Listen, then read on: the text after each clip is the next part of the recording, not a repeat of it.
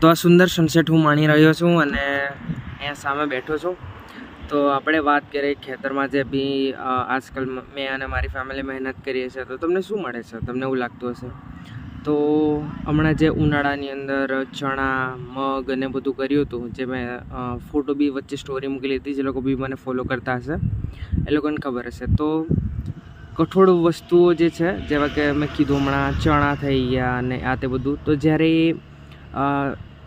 શિયાળામાં જ્યારે પાકે ત્યારે લીલા હોય તો તેનું શાક બની જાય, લીલી શાકભાજી તરીકે.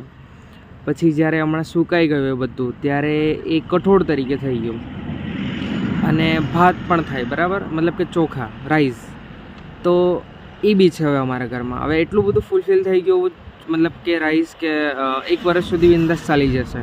લીલી શાકભાજીઓ ખાલી બાકી રહી ગઈ, તે ખાલી અમે વેચાતું લઈએ છીએ. અને તેલ હજી તો અમારે અહીંયા ખેતર થોડું દૂર છે, તો અમારે ત્યાં રોપવા જવું પડે અને સાચવવું પડે, એટલે થોડું એ મેનેજ નહીં થયું, એટલે એ ખાલી અમે વેચાતું લઈએ છીએ. અને સાથે સાથે પાછી મેંગો ટ્રી અને આ તે બધું છે, એને તો જો વાર લાગશે, 2-4 વર્ષ થઈ જશે. અત્યારે જે કરેલી મહેનતો પછી તમને ફળ ક્યારે ને ક્યારે મળે જ છે. બેન અને ભાઈ લાકડા લઈ જાય છે, તો ગેસ બી નહીં, એ બી ડાયરેક્ટ ચૂલા ઉપર રાંધી દીધું બધું, તો વર્થિટ છે એમ.